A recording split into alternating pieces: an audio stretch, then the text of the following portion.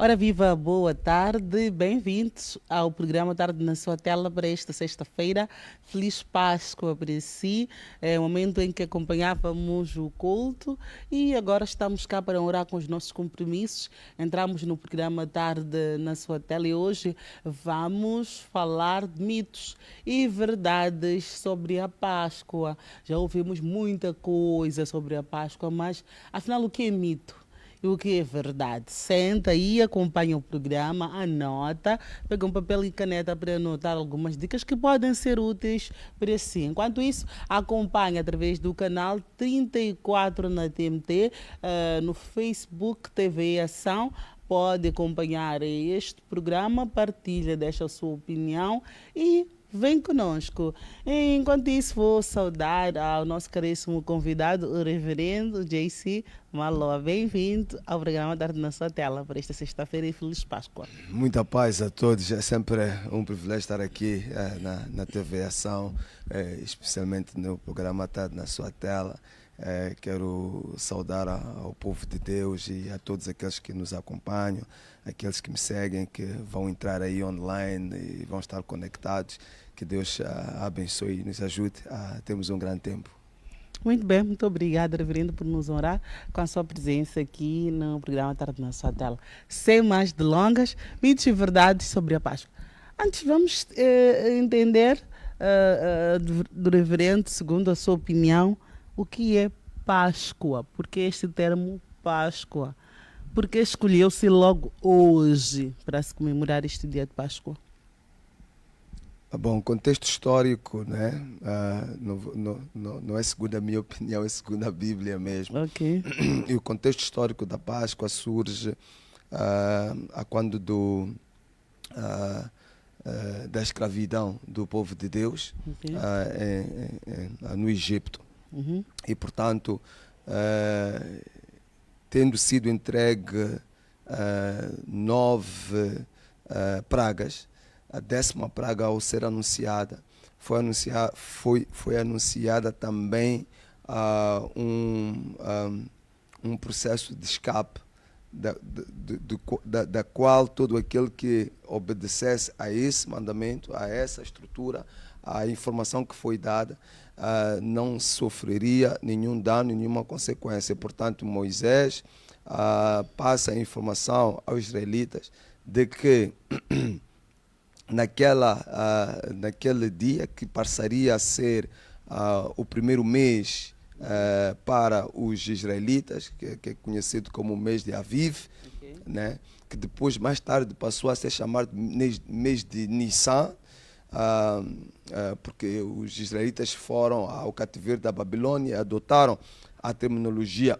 babilônica, mas a data era a mesma. Portanto, naquele mês de Aviv, eles deveriam, no primeiro dia desse mês, né, envolvidos 10 dias, no 10º dia separariam um cordeiro, que preparariam para que no 14º dia, 14 de Nissan, emolassem o cordeiro. Uhum. Tendo imolado esse cordeiro no dia 14, eles haveriam de celebrar ali uma refeição, e nessa refeição, que seria acompanhada por pães sem fermento, também conhecido por pães asmos, Okay. e também haveriam de comer uma erva amarga, não é? E deviam celebrar essa refeição em pé, em sinal de pressa. Okay? Ok. Eles tinham que fazer aquilo de forma muito apressada. E por que eles deviam fazer de forma apressada? Iria demonstrar, era uma simbologia ilustrativa do quão urgente era para aquele povo sair do Egito. Ok. E, portanto, eles deviam fazer isso nessa posição. Mas também tem outros fatores culturais, é que naquela região comer em pé não era considerada culturalmente aceitável. Eles tinham que comer ou sentados ou reclinados. E, portanto, comer em pé também já era uma demonstração de quebra com aquela cultura, né? Tinha esse aspecto da pressa em sair, mas também tinha essa questão da quebra com a cultura daquela região ou daquele povo, dos egípcios, que eles se encontravam, não é? E outro aspecto também em relação ao pão sem fermento é que o fermento é que permite ao pão levedar, né? Ele cresce. Ok. E, portanto, não colocar fermento também simbolizava essa pressa em querer se sair dali, mas também tinha o aspecto que tem que ver com a inflamação, o pecado, né? Portanto, não colocar fermento, né? Tinha também essa simbologia. E o sangue do cordeiro imolado deveria ser pintado sobre os batentes e as umbrais, né, das entradas das casas. Ok. E por que isto? Também tem um aspecto cultural que estava ali envolvido, é que no Egito, naquela época, eles tinham o hábito de colocarem escritas sobre as portas, né, à volta da porta, para expulsarem, né, ou se passasse algum mau agouro, algum demônio, algum espírito mau, né, não entrasse nas casas cujas inscrições estavam ali presentes, né? Isso derivava da cultura egípcia, das crenças que eles tinham. E como os israelitas estavam ali há aproximadamente 400 anos, um pouco mais, naquela cultura envolvidos, eles tinham absorvido algum entendimento, algum conhecimento, algumas práticas dos egípcios. Então, Deus ali também pretendia demonstrar o seu poderio, vamos assim dizer, né? Que a proteção, de facto, não estaria nas inscrições, né? Que os egípcios colocavam e que também eles tinham nas suas casas por inerência, e ao colocar o sangue do cordeiro à volta daquelas inscrições que eles tinham nas suas casas, eles apagariam isso. Isso ficava completamente fechado. Então, o sangue apagava todo o conhecimento tradicional que eles tinham e dava aso a um novo conhecimento que seria colocado por Deus, mas também era uma demonstração porque iria entrar o anjo, né, da morte, o anjo destruidor iria passar sobre o Egito, e quem não tivesse o sangue nos seus umbrais, não é? Os seus primogênitos haveriam de morrer. E, portanto, era uma maneira de também dizer aos egípcios: aqueles que vocês acreditam que vos protegem, não vos protegeram desta morte que passou por aqui. Quando vocês tinham inscrições nas portas das vossas casas, não é? Mas os vossos primogênitos morreram. Então, havia essa significância por trás. Agora, este passar deste anjo, não é? E não tocando, não entrando na casa dos israelitas, é que teve esta denominação de Páscoa, né? Que provém da palavra hebraica, que é Pesach, e do grego é Pasca, que significa passar por cima, ou pass over, né? Ou pular. Então, o anjo, ao sobrevoar no Egito, tendo esta marca do sangue à volta da porta da casa, o anjo passou. Então, Páscoa, né, na sua pergunta, significa passar por, pular, né? Então, o anjo destruidor não entrou na casa dos israelitas, mas entrou na casa dos egípcios, e os primogênitos destes acabaram morrendo. Mais tarde, em Deuteronômio capítulo 6, se a memória não me falhar, Deus institui, né, porque importa referir que a celebração da Páscoa teve 3 momentos, né? Teve o momento histórico, factual, que foi esse evento em que o anjo passa por cima, não é? Mas depois teve as suas celebrações, não é? Como é que eles deviam celebrar. Então, a maneira como os judeus celebravam a Páscoa, não é? Não foi exatamente ou taxativamente da maneira como Moisés instituiu que o acontecimento se desse e como é que eles deviam se precaver. Okay? É como nós que celebramos, por exemplo, o dia né, dos heróis. Né? Há um acontecimento que ditou isso. Né?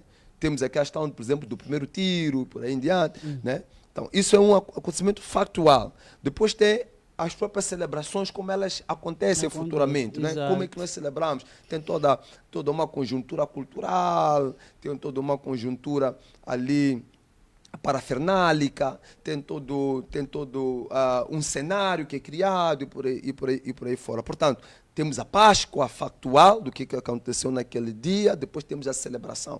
Então, na celebração da Páscoa, que depois foi instituída por Moisés, algumas coisas não eram exatamente como foi instituído no livro de Êxodo, tais como Moisés tinha dito que o cordeiro devia ser imolado, né, pelo patriarca da casa, seria o pai, né, no caso específico. Então, o pai da família simbolizava ou desempenhou o papel sacerdotal. Este era o sacerdote. Não é? Mais tarde, os sacerdotes transformaram-se em levitas. Né? Os levitas eram os sacerdotes. E, portanto, quem passou a fazer o sacrifício pascal foi o sacerdote. Os levitas é que faziam o sacrifício. Não é? E os levitas faziam também a aspersão do sangue. Portanto, faz um shift desse facto da casa para o templo. Né? Isso já acontecia dentro do templo. Toda uma celebração à volta desta questão era efetivada, não é? Era efetivada através de um culto estabelecido, né, no templo. Portanto, o cordeiro era imolado, passou a ser imolado no templo. Depois do templo, nós temos um terceiro momento, né? O momento em que a Páscoa é celebrada por Cristo, né? Nós temos isso, não podemos ir para a Bíblia, podemos falar com um pouco mais de detalhes sobre isso. Nós vamos à Bíblia, podemos ver isso no livro podemos ir para o livro de Marcos é melhor, Marcos capítulo 14, versículo 12, se puderes ler, por favor. Está lenta, não está abrindo. Ok, então eu vou enquanto abro. É por isso que às vezes temos melhor. que andar no análogo. Concordo plenamente. No análogo. As tecnologias às vezes nos matrecam muito. Marcos capítulo 12, a Bíblia diz aqui no versículo... Embora já esteja... Já estás lá? Marcos versículo 12. Capítulo 14, versículo 12. Ok.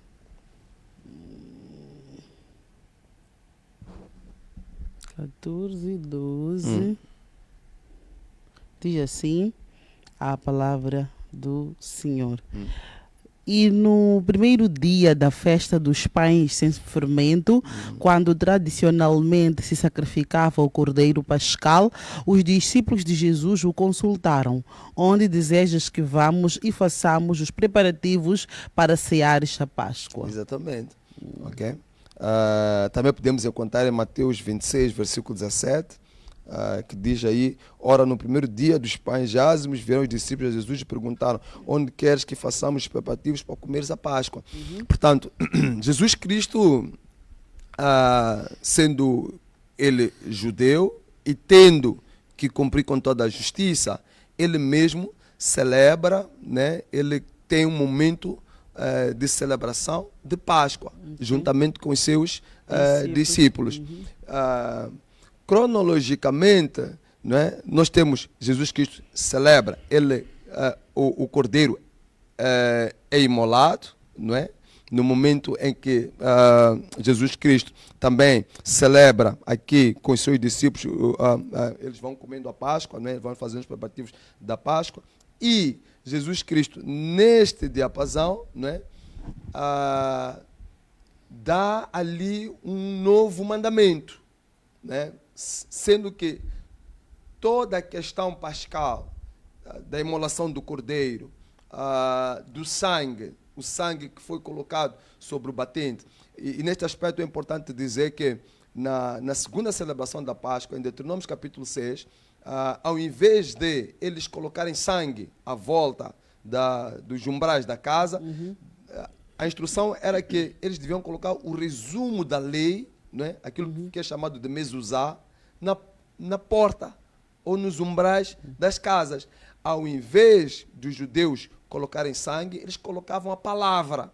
Ok. Então, a palavra colocada sobre o umbral ou sobre as portas, sobre o batente da casa, simbolizava a proteção sobre os espíritos malignos, os ataques satânicos, a presença satânica na casa de um judeu. E era assim como eles faziam a celebração. Mas tudo isto apontava para Cristo, porque João capítulo 1, né, Jesus Cristo é o verbo. Então a palavra que eles colocavam na porta sob proteção, ou para chamarem a proteção, né, consubstancia-se em Cristo, né, na vida daqueles que o aceitam. Né? O sangue que é sacrificado da Páscoa, que depois eles colocaram sobre o umbral, né, é o sangue do sacrifício que Jesus Cristo, né, sobre o madeiro, né, morto, né, crucificado, simbolizava. Portanto, é este o sangue, né, para a remissão dos pecados.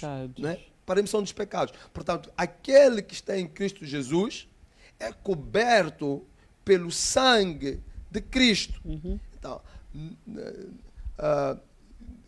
Jesus Cristo vai e diz assim, olha, façai isto em memória de mim. Portanto, Jesus Cristo, através da ceia, né, que é o partir do pão, né, e o tomar do vinho, né, que é a ceia, no seu sentido estrito, estabelece na Santa Ceia a terceira, vamos assim dizer, a terceira Páscoa. Então, a ceia, ou a Santa Ceia, é a simbologia, né, ou a concretização da simbologia pascal. Como é que o cristão celebra a Páscoa? Né? Porque a Páscoa, né, como um Passover, não, um passar por cima, é uma festa judaica, não é uma festa cristã. Vou repetir, a Páscoa não é uma festa cristã. A Páscoa é uma festa judaica.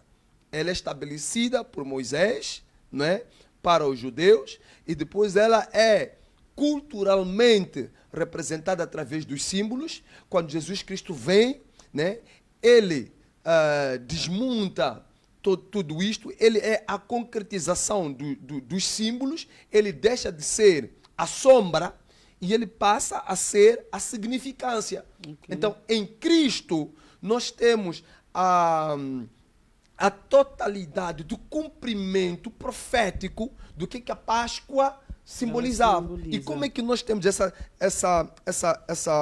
concretização? É através da Santa Ceia. Portanto, a Santa Ceia que nós fazemos, muitas igrejas fazem no primeiro domingo do mês, não está escrito em nenhum sítio na Bíblia que é no primeiro domingo do mês. Isso foi convencionado, não é bíblico.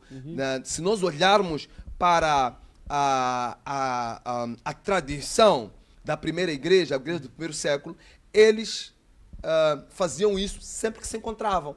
E em Atos capítulo 2, do versículo 42, especificamente no versículo 46, diz que eles faziam isso todos os dias. Então, eles se encontravam todos os dias e eles celebravam o partir do pão e a comunhão. Em Atos capítulo 4, idem aspas. Portanto, sempre em condições normais, sempre que a igreja se encontra, ela devia cear, fazer isso em memória de Cristo. Né? Mas provavelmente, porque alguém considerou que fazer a Santa Ceia todos os domingos leva um tempo, depois vai prolongar o culto, não é confortável. e por aí em diante, estipulou-se, convencionou-se que seria o primeiro domingo. Mas se for o primeiro domingo do mês, se for o segundo domingo, se for o terceiro domingo, se for o quarto domingo, se for numa quarta-feira, se for numa quinta ou numa segunda, não tem nenhum problema. Desde que tenhamos a noção de que este é um dos mandamentos, né, celebratórios, né, bíblicos. O outro é o batismo. E o batismo, de certa maneira, está muito conectado também à Santa Ceia. Ele está muito conectado. É por isso que algumas igrejas só pode cear quem foi batizado. Porque há uma conexão muito forte. Porque o batismo, de acordo a Romanos capítulo 6, é a participação na morte, sepultura e ressurreição de Cristo. Então, quando nós entramos no batismo, nós participamos nesses três momentos. E este momento de morte, sepultura e ressurreição de Cristo, né, é simbolizado, ou era simbolizado, é simbolizado de fato pelos judeus através da Páscoa. E a morte de Jesus Cristo, o sangue de Jesus Cristo que cai sobre nós, não é? Este sangue que é batente, né? Esta cobertura, este sangue é simbolizado através do batismo, no sentido de que o batismo nos purifica, nos lava, não é? Então, quando a gente passa pela água, é como se estivéssemos a passar pelo sangue de Cristo e, portanto, o sangue de Cristo, a partir daquele momento, passa a cobrir-nos. No mundo espiritual funciona desta maneira. Quando os demônios vêm na tua presença fina e querem te acusar, ou querem te tocar, querem fazer alguma coisa contra ti, não é? O sangue que era para os israelitas no tempo dos egípcios e que depois passou a ser a palavra, não é? Na segunda celebração para os israelitas, é o sangue de Cristo que te cobre. Então, eles não olham e veem a tua carne, a tua pessoa, os teus pecados. É o sangue de Cristo que está sobre si. Então, o pecado não gruda em ti. A acusação não pode grudar em ti, porque o sangue de Cristo te cobriu. E, portanto, ele, legalmente, não tem como entrar. Ele tem que passar por cima. É por isso que não é lícito, não faz sentido, biblicamente falando, que haja uma Semana Santa, que haja um dia, uma semana para celebrarmos a Páscoa. Porque se nós olharmos para a palavra de Deus, 1 Coríntios capítulo 5, nós podemos ler isso aí, se a tua Bíblia aceitar, não é? Está lá, 1 Coríntios capítulo 5. Oh, meu Deus. Eu também estou a correr para lá, se calhar eu chego antes de si. Já estou aqui em Romanos, já estou em Coríntios. 1 Coríntios capítulo 5, diz assim a palavra. Se chegaste, lês tu. Já chegaste? Ainda. Uau. Então, vamos lá. Eu sou Ferrari, tu és Toyota. Mas já estou quase. Já estás quase? Sim, mas como já chegou, reverendo? Já chegaste, né? Não, queres que eu leia? Sim, é melhor. Então eu vou ler. Versículo 7, diz assim. 1 Coríntios. 1 Coríntios 5, capítulo 5, versículo 7. 7 e 8. Ainda não? Ok, então estou a ler eu. Diz assim. Lançai fora o velho fermento. Lançai fora o velho fermento, para que sejais nova massa, como sois de fato sem fermento. Pois também Cristo, nosso Cordeiro Pascal, está vendo? Ok. Cristo, nosso Cordeiro Pascal. Então, a nossa Páscoa quem é? É Cristo. Está entendendo? O nosso Cordeiro Pascal é Cristo. Exato. Para os judeus, era o animal que eles imolavam. Para os israelitas no Egito, era o animal que eles imolavam. Mas para nós, ok? O nosso Cordeiro Pascal é Cristo. Então, a Bíblia está a dizer aqui, lançai fora o velho fermento. Lembra que tinha que se comer os pães ázimos. Sim, o que acontecia? Logo depois da Páscoa, entrava a festa dos pães ázimos, que eram 7 dias. E que nesses 7 dias, eles comiam pão sem fermento, durante esses 7 dias. Ok? Então, a ressignificação em Cristo Jesus, porque, mais uma vez, Jesus Cristo é o cumprimento dessas simbologias, dessas festas e também destas profecias. Não é? Então, Paulo aqui vem e nos explica. O fermento é o pecado. Então, eu já não celebro 7 dias de festas de pães ázimos como festejavam os judeus. Eu vivo sem fermento. Eu vivo sem pecado. É por isso que ele diz aqui, 7. Lançai fora o velho fermento, que é o velho homem. Antes do batismo, né, eu tenho que arrepender-me dos meus pecados.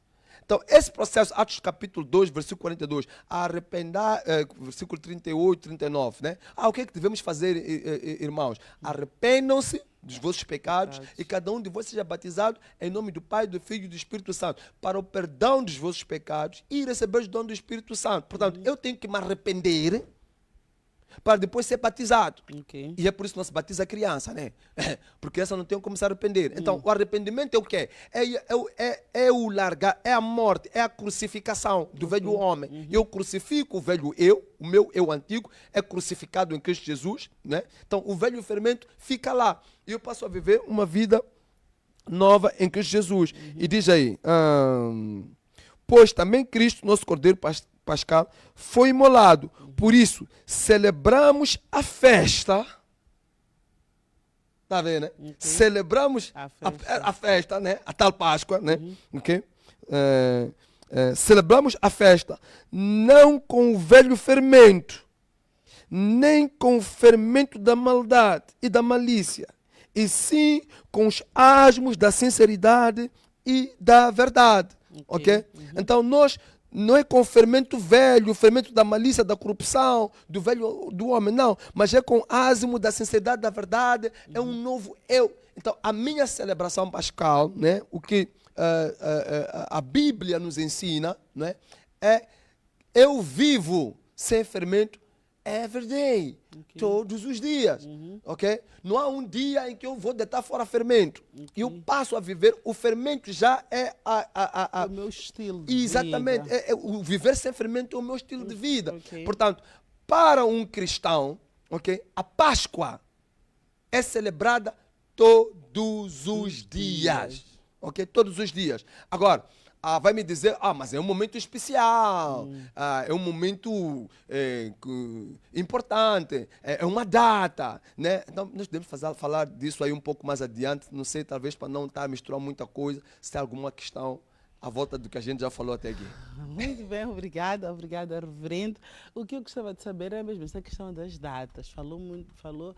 Mexeu essa questão das datas. Este ano, 3. Decidiu-se que fosse o dia 3 de abril. Ano passado, acho que foi no fim de março, não sei o quê. Então, por aí, atrás, não é? Não em diante. Então, eu penso que o próximo ano também vai ter uma data diferente desta. Então, por que desta mudança? Por que escolhe-se dias diferentes para a celebração desta Páscoa? Primeiramente, a Páscoa era celebrada mesmo no dia 14 de Nissan. Mesmo dia, todos os anos? O calendário era lunar e, portanto, o dia era o mesmo, mas calhava em semanas, o dia de semana diferente. Né?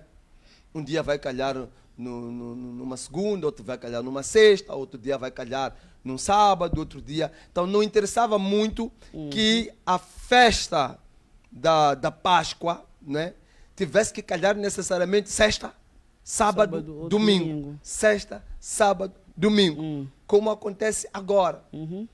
O que levou para que essas datas fossem assim estabelecidas? Né? Aquilo que foi conhecido como querela pascal, ou também chamado de controvérsia quartodecimana.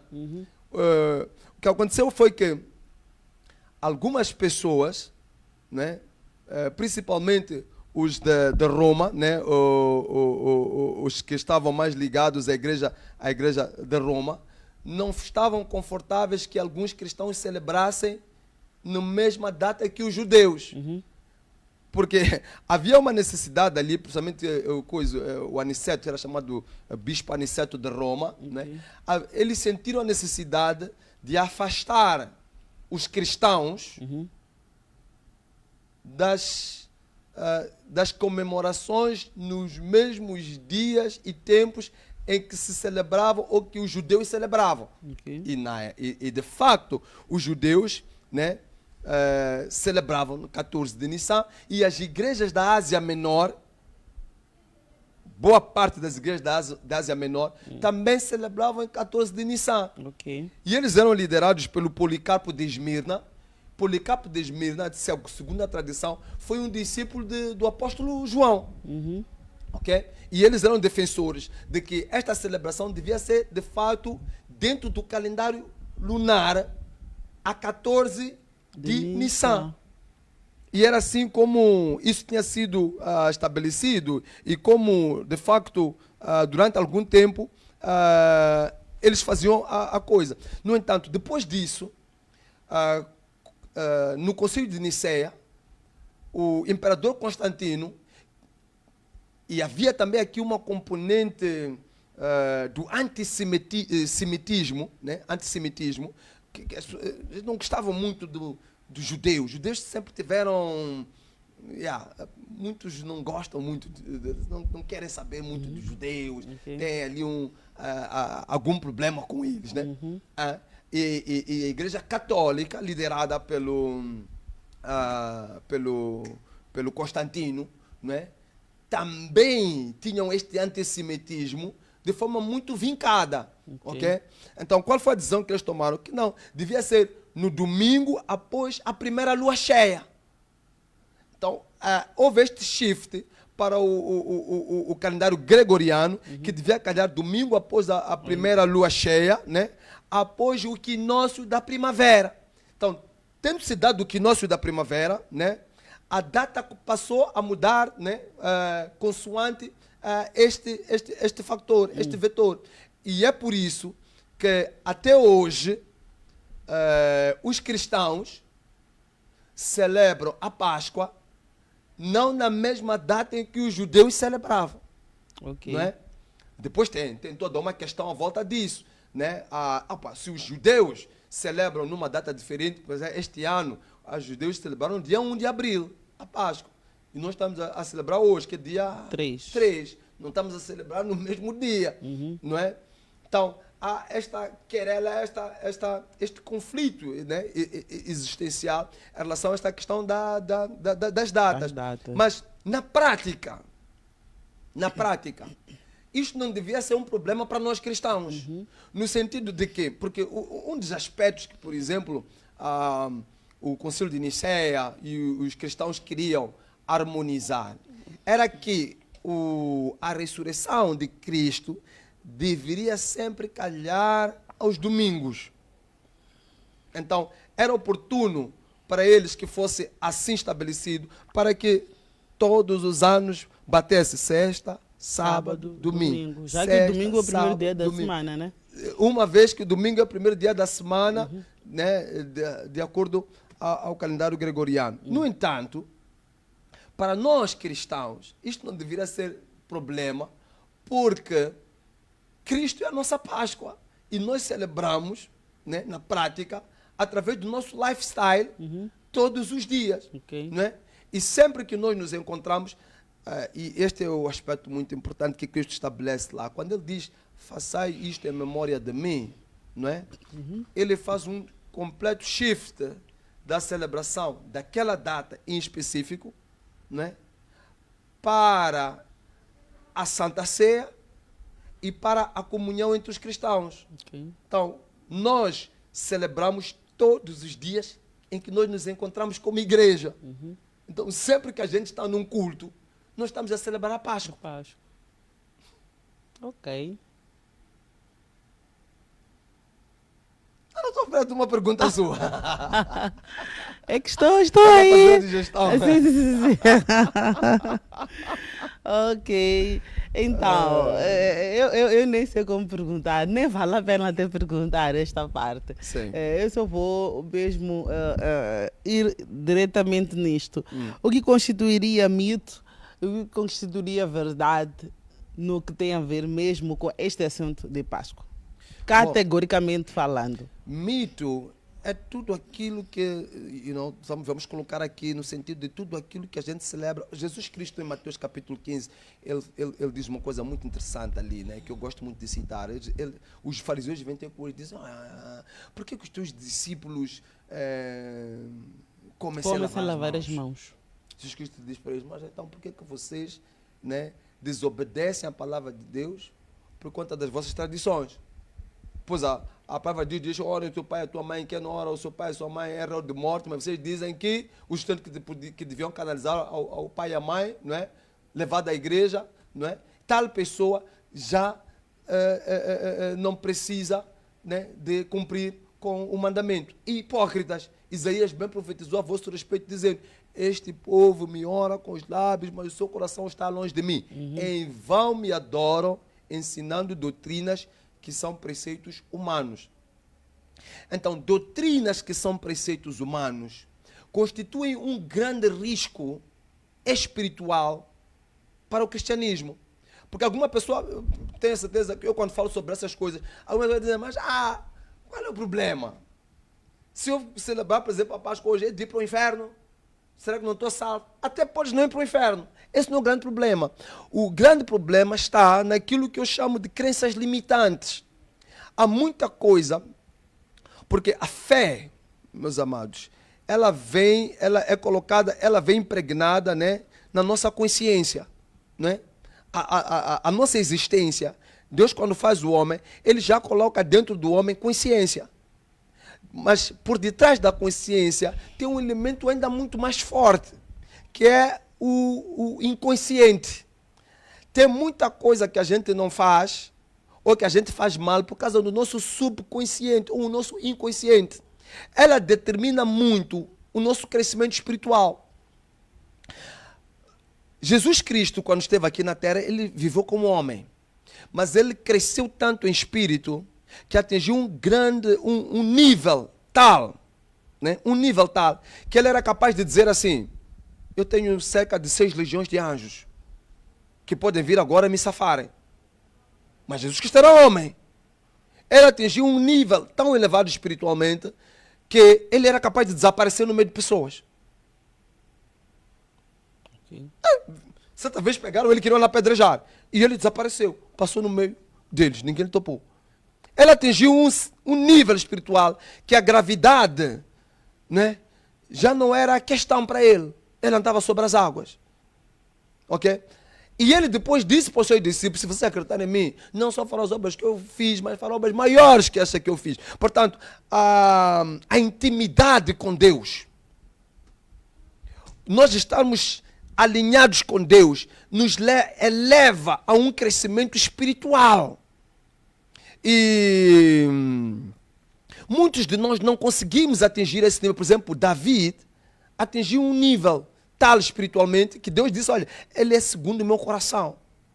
Davi entrou no templo, pegou nos pães da preposição, que eram pães que somente sacerdotes podiam comer, pegou nos pães e dividiu para os seus soldados que estavam com fome.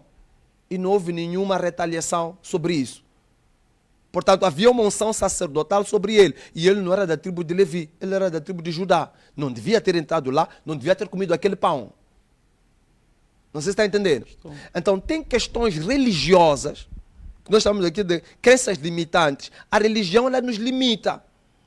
E ela coloca-nos numa fraca comunhão com o Espírito Santo. Então, essas crenças limitantes se alojam no nosso subconsciente.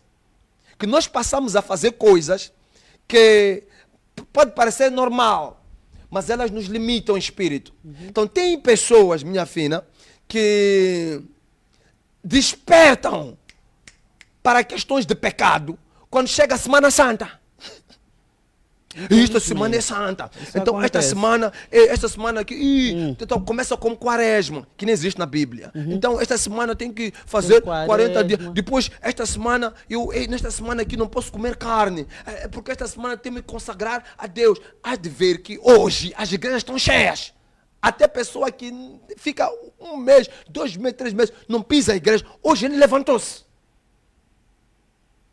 Depois de passar isto aqui, ele vai voltar para a vida normal dele. para a imoralidade, para, sei lá. Então, nós como igreja precisamos ensinar as pessoas a não ficarem dependentes de questões que potencialmente as limitam no espírito. Nós temos que ensinar a verdade. E a verdade muitas vezes não é popular. Mas esta verdade, que uma vez absorvida por este indivíduo que quer conhecer a Deus, vai crescer a um nível espiritual. E vai deixar de ser hipócrita. Em vão me ensino, ensinando doutrinas que são preceitos humanos. Se eu não ponho em prática doutrinas que não são preceitos humanos, eu estabeleço para a minha fé o seguinte: eu não vou fazer coisas que os homens fazem só porque fazem, mas que não tem respaldo na palavra de Deus, ou que não tenha inspiração, né? Ou para aqueles que gostam de revelação direta da parte de Deus. Porque, olha, há coisas que Deus pode me revelar, que podem fugir um bocadinho ao comum. Mas se Deus me revelou alguma coisa que foge ao comum, eu não posso levar isso e fazer disso doutrina. Tem que ter muito cuidado com isso. Ok. Tem que ter muito cuidado com isso. Então, eu não posso chegar aqui e dizer, Muito não, Jesus forte. Cristo nasceu dia 25 de dezembro, só porque você gosta de celebrar aniversário. Jesus Cristo não manda. A Bíblia e até a cultura daquela época não estava ligada a isso. O próprio Cristo, na Páscoa, mandou-nos recordar, né, o grande ênfase está na morte. Está na morte e não na ressurreição. A grande ênfase da Páscoa não é a ressurreição, é a morte. E por que que a morte? Tem aspectos espirituais, doutrinários, do porquê da morte. Porque é a morte que me recorda de que não posso viver no pecado. Então é a morte que me salva. Eu hoje sou santo, ando em Cristo, não vivo no pecado, porque aquele que diz que não tem pecado é mentiroso, diz a palavra de Deus. Nós eventualmente pecamos, mas nós não vivemos no pecado. E por que que eu não vivo no pecado? Porque sempre que eu peco, eu me lembro que Jesus Cristo foi crucificado. E sempre que eu vou pecando, eu volto a crucificar Cristo. E porque eu amo Cristo, eu não peco. Quando eu penso em fazer alguma coisa errada, eu digo, não, eu não quero crucificar o meu Deus, não quero crucificar o meu Pai. You see? Então, Jesus Cristo nos leva, nos remete a isso. Façai isto em memória de mim. O que isso significa? Eu tenho que me recordar que ele partiu o corpo dele, ele quebrou o corpo dele. O corpo dele foi esmagado pelos meus pecados. Ele derramou sangue. E esse sangue me cobre. Né? É aquilo que Romanos 6 diz. Continuaremos pecando para que a graça aumente?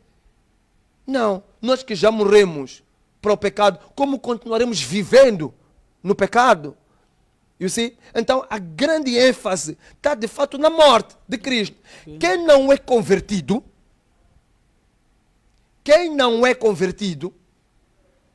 vai querer olhar a coisa numa perspectiva diferente. Vai querer olhar para na perspectiva da ressurreição, da celebração, da vitória. E a ministração vai ser uma ministração vitoriosa, glamourosa. Vem, Jesus Cristo, Ele é poderoso para fazer na tua vida. Venha, que tudo está resolvido. Ele tem tudo para te dar. Hey, Ele tem tudo para te dar, mas você mudou. Você se arrependeu? Você se converteu? Está vendo? Então, isto, de certa maneira, fica alojado no nosso subconsciente. É por isso que tu tens pessoas que fazem esse shift. Tem datas em que eles estão espirituais, tem outras que elas moram no espírito, tem momentos em que elas ficam quentes na igreja, tem momentos em que elas... E isso vai andando, vai variando deste aspecto específico como a Páscoa, como também de muitos outros. Há muita coisa que nós fazemos, né, que nos limitam espiritualmente. Por exemplo, em João capítulo 4, quando Jesus Cristo conversa com a mulher samaritana, a mulher samaritana diz assim, não, vocês dizem que tem que celebrar, que vocês têm que adorar em Jerusalém, mas nós adoramos aqui, em Gerazim, acho que é o Monte Gerazim, nós adoramos aqui. Então Jesus que diz para ele, virá momentos e eis que já chegaram, que já chegou, em que os verdadeiros adoradores adorarão em espírito e em verdade. Estes são os adoradores que Deus procura. O que Jesus está a dizer ali? Está a dizer que já não é nem em Jerusalém, nem em Gerazim, nem em qualquer outro monte. Já não é naquela data ou naquela data. Já não é naquele lugar, porque tinham que ir para Jerusalém. Já não é. É em espírito e em verdade. Está a perceber? Então, isso remete-nos a um crescimento espiritual. É a questão que nós, por exemplo, podemos trazer aqui da água. No mesmo contexto, né? Jesus quis dizer para ela, porque ali o debate era sobre água, né? Né? Dê-me de beber. Como é que tu, sendo judeu, pedes a mim para dar água? Não, né? Era essa conversa. Jesus disse para ela, se tu soubesse quem te pede água, tu pedirias a ele água e ele te daria água viva. Porque se beberes desta água, voltarás a ter sede. Mas quem beber desta água, viverá para sempre. Não é? Mais tarde, em João capítulo 7, Jesus quer explicar para os seus discípulos que a água se referia ao Espírito Santo. Mas tu vais encontrar hoje algumas igrejas que pegam nesta água, abençoam, oram por ela, não é? E depois distribuem. As pessoas ficam mais quedadas a comprar água, sentem-se mais entusiasmadas, ganham mais fé. Bebem água, então, quando o estômago passou, graças à água, vão buscando água. Mas o que isso significa na prática? Limita-lhes o crescimento, limita-lhes a fé. Porque o princípio de fé qual é? Hebreus capítulo 11, versículo 1. Né? A fé é a certeza das coisas que esperamos e a prova das coisas que não vemos. Então, depois no versículo 6 diz assim, sem fé é impossível agradar a Deus. Então sempre que eu tenho alguma coisa visível, eu limito a minha fé. Logo, não consigo fazer o quê? Agradar a Deus. Então isso é uma crença limitante. Então eu posso pegar e fazer e tal, porque há um poder, há uma graça, há um efeito, há uma energia, né? Que eu vou transmitindo para esta água, e até posso ter algum efeito. Mas você se lembra, porque alguém pode dizer mais, mas Jesus Cristo, por exemplo, ele ungiu os olhos, cuspiu, né? Usou um elemento e tal, naquele momento e tal. Mas, calm down, não é esse o nível. Não é esse o nível. Você lembra que um homem veio ter com Jesus e disse assim, eu não sou digno que entres na minha morada, mas diga somente uma palavra. Porque eu também sou autoridade. E eu digo a uns, vai, a outros ficam e eles me obedecem. Jesus Cristo o que disse para ele? Disse que nem em Jerusalém vi uma fé tão grande quanto a sua. Vai que é feito segundo a tua fé. Então ele recebeu com base numa palavra. Vá, já está. Se tu hoje recebes alguém numa igreja, e eu já experimentei muito disso, em que Deus me instruiu a dizer, vai, já está. Mas porque ela tem crenças limitantes, o pastor não vai me dar nada. Não vai colocar a sua mão sobre a minha cabeça. Porque ela está limitada. Então, tal pessoa nunca atinge este nível, este crescimento espiritual, por causa destas crenças limitantes. E é o problema que nós temos agora na igreja moderna. Por causa disto, as pessoas ficam confusas. Já não sabem quem é protestante, quem é católico, quem é anglicano. Porque muitas das coisas que os católicos fazem, nós também fazemos. Algumas coisas que até contrariam a palavra de Deus, nós já aceitamos. Então, para umas coisas, eles estão bem. Para outras, eles não estão. Harmonizamos com eles. Para umas. Tá vendo? Então, isto cria confusão na cabeça das pessoas. Então, qual é a nossa identidade? Essa é a questão que temos que colocar. Mas há uma razão por isso, talvez para fechar. É que a reforma protestante foi feita por um católico. Ok. Né? Era um católico. Então ele bebeu de algumas coisas. Algumas coisas ficaram. Ficaram algumas coisas sim. ficaram.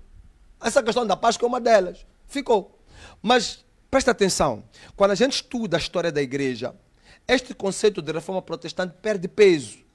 Porque nós colocamos ali, né, por volta de 1500 e tal, este evento da qual marca a reforma protestante como um marco. Mas na prática, na prática, sempre houve um remanescente. Sempre houve um coisa.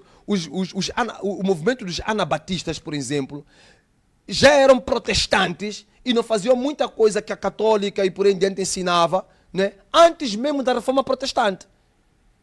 Eles acreditavam em muitas coisas que nós acreditamos hoje, como, por exemplo, o batismo com o Espírito Santo, ou o batismo nas águas. Eles já acreditavam. Os anabatistas já faziam isso, antes mesmo da reforma protestante. Então sempre houve a igreja do primeiro século, aquela que Jesus Cristo estatuiu, né?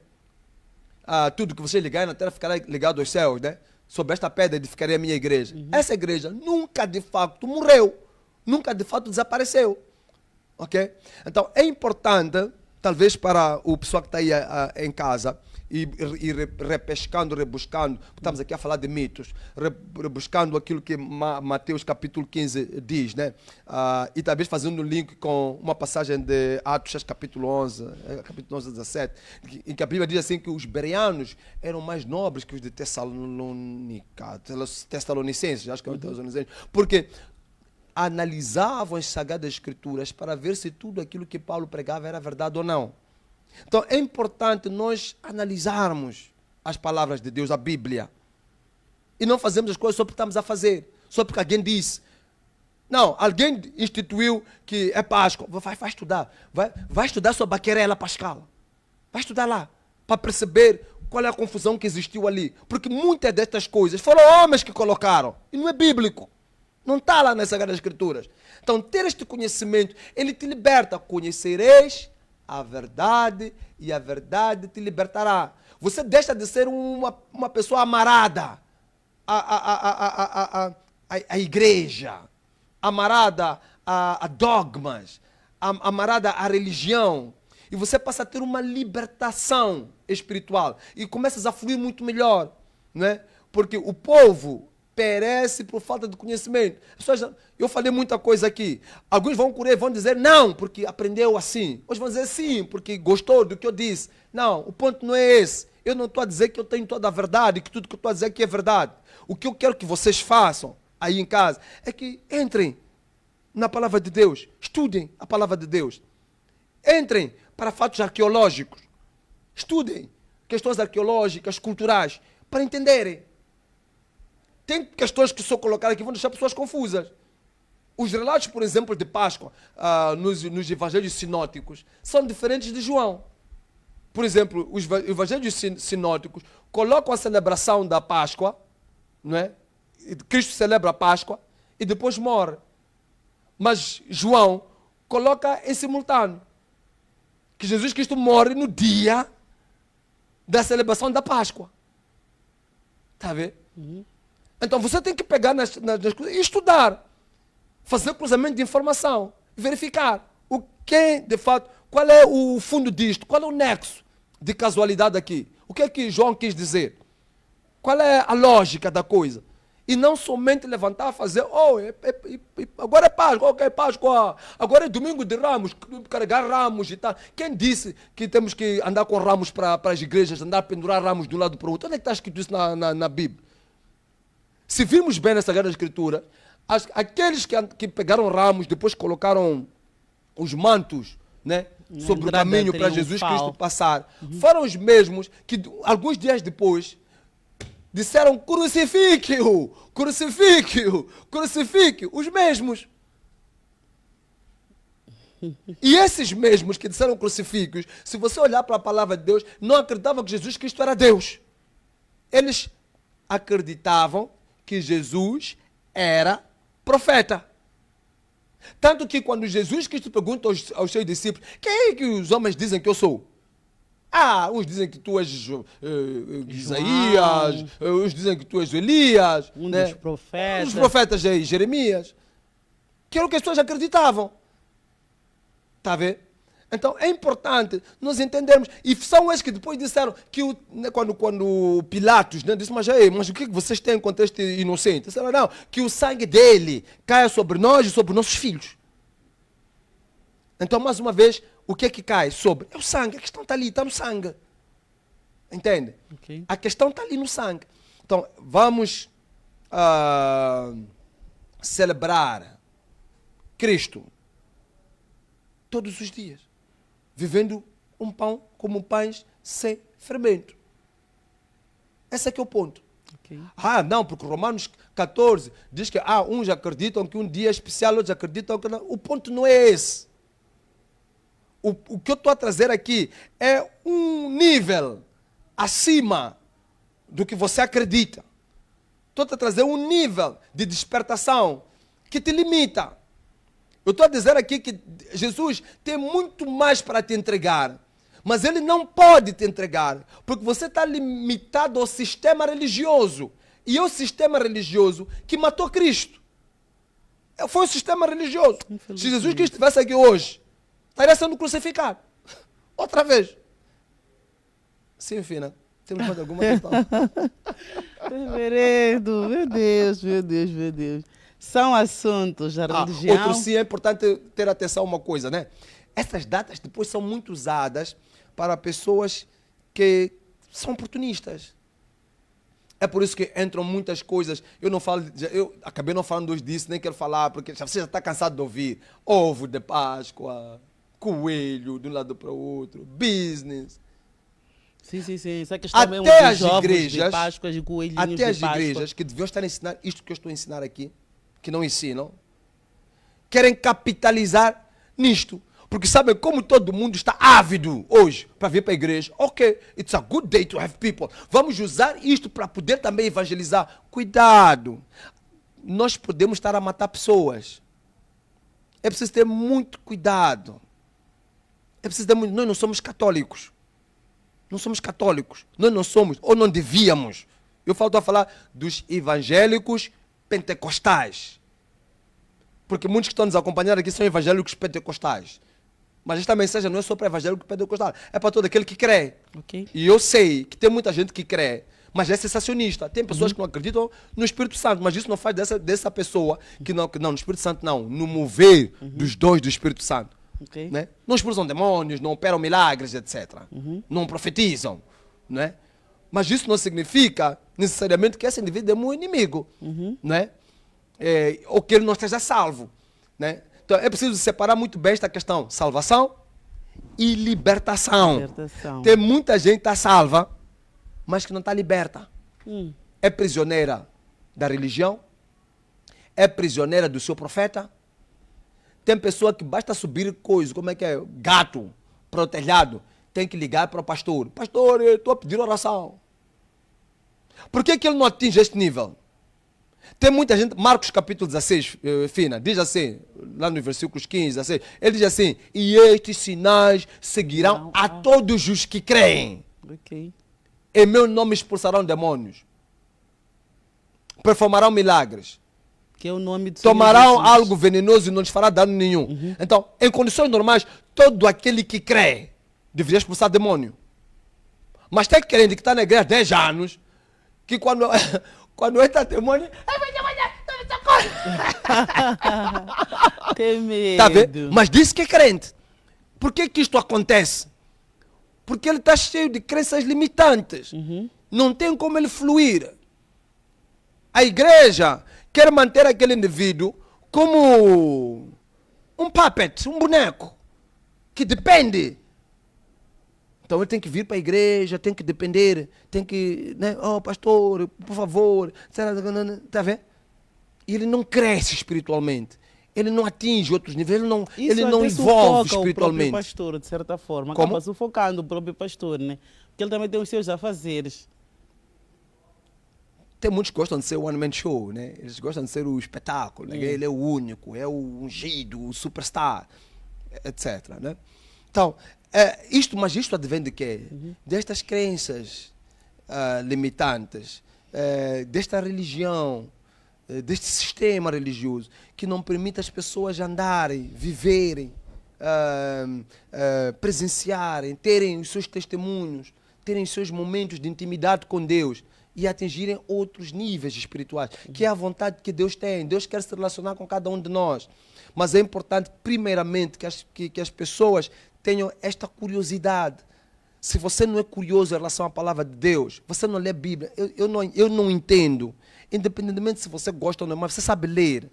Eu não consigo entender um crente que está na igreja há 5 anos, que nunca leu Bíblia do Gênesis ao Apocalipse. Quer o que da vida dessa pessoa? Quer o quê? Porque Bíblia, meus amados, não é livro de pastor. Não é porque eu sou pastor. Eu, antes de ser pastor, já conhecia a Bíblia. Já tinha lido Bíblia do Gênesis Apocalipse uma centena de vezes. Antes de ser pastor. Então, o conhecimento da palavra não é algo exclusivo para o pastor, o clero, o reverendo. Não. É para todo aquele que crê. Né? Orar, jejuar, ler Bíblia, impor mão sobre um doente e ficar curado. Não é uma coisa para obreiro. É algo para todo aquele que crê. Todo aquele que crê, que está salvo, que anda com Deus, deve fluir nestas coisas. Ainda que Deus tenha te salvo, né, e te colocado a trabalhar no hospital, como médico. Porque nem todos têm que estar na igreja, a trabalhar na igreja. Deus pode te salvar e te colocar a trabalhar no ministério ou numa indústria. Está trabalhando numa empresa aí, qualquer, está a trabalhar lá. Mas é salvo. E por ser salvo, ele é sacerdote. O que a Bíblia diz, vós sois nação santa, sacerdote real. Então ele é sacerdote. Pode não estar a trabalhar ali na igreja. Está a entender? Então é isto que nós queremos despertar ao povo de Deus. E principalmente a igreja do Senhor. Se a Bíblia não diz para celebrar, não é para celebrar, porque isso vai nos limitar. Mas tu até podes decidir que eu vou celebrar na mesma. E pode não ter uma consequência direta, imediata. Mas vai te limitar no espírito? Vai. Esse é que é o ponto. Ok, muito bem, referendo. O tempo que não nos ajuda muito. Eu peço para o referendo deixar as últimas considerações. Se tiver algum ponto que teria escapado de deixar aqui. E, por fim, uma palavra de despedida. Posso chamar o contacto?